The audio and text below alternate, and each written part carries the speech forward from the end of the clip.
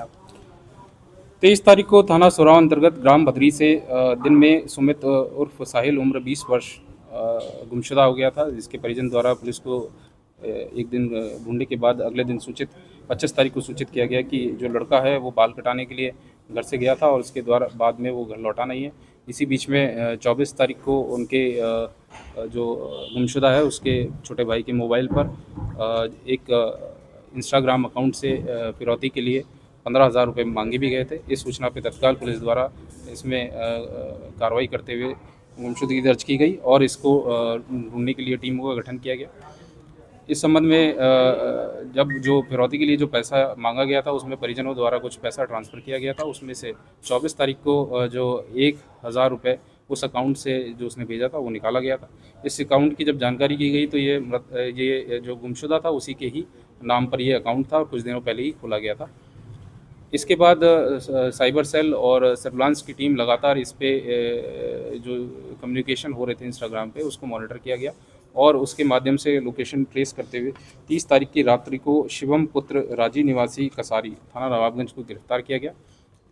उसके पास से एक हथौड़ी और 2 सिम बरामद हुई। उससे जब पूछताछ हुई तो उसके द्वारा पूरा घटना का खुलासा किया गया। उसके यह जो शिवम है ये मृतक के बुआ का सगी बुआ का लड़का था और दोनों हमउम्र थे और दोनों दोस्त थे और ये आपस में एक दूसरे से मिलते जुलते थे, एक दूसरे की अपने चीज़ें शेयर करते थे। तो जो सुमित था उसकी एक गर्लफ्रेंड थी जिसके जिक्र ये अक्सर अपने बुआ के लड़के शिवम से किया करता था और उसकी धीरे धीरे दोनों की शिवम और उसकी गर्लफ्रेंड की भी बातचीत होने लगी और कई बार उसने उसका मोबाइल भी रिचार्ज किया था। इस चीज़ को जो सुमित को ये चीज़ जब जानकारी हुई तो उनके बीच में इस संबंध में लड़ाई झगड़ा हुआ और शिवम यह समझने लगा कि जब तक ये जीवित है तब तक उस लड़की से इसकी बातचीत नहीं हो पाएगी।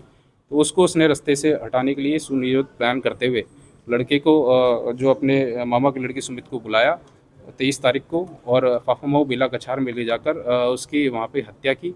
हत्या कर हथौड़े से चोट पहुँचाकर उसके बाद जो अपने साथ लाए हुए पेट्रोल से उसको छिड़क के वहाँ पे उसने बॉडी को आग लगा दी, जिससे बॉडी वहाँ से पूरी जल गई और उसकी कुछ हड्डी के ही अवशेष बाद में उसके द्वारा बरामद कराए गए।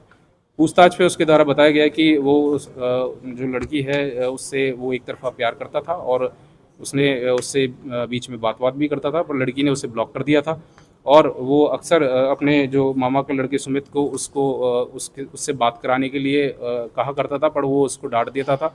इस चीज़ से क्षुब्ध होकर उसने ये पूरा कार्रवाई की और जब उसको मार दिया तो उसी के फ़ोन और उसी के सिम का इस्तेमाल करते हुए उसके द्वारा फिरौती मांगी गई 15,000 रुपये की, ताकि उसके घर वाले गुमराह हो सकें कि उसका अपहरण हो गया है और वो उसके द्वारा जो कृत्य किया गया है उससे वो किसी का शक ना जाए। तो जो सर्विलांस टीम द्वारा और साइबर टीम द्वारा इस पूरा जो इसका कम्युनिकेशन है उसको ट्रेस करते हुए इसका खुलासा किया गया।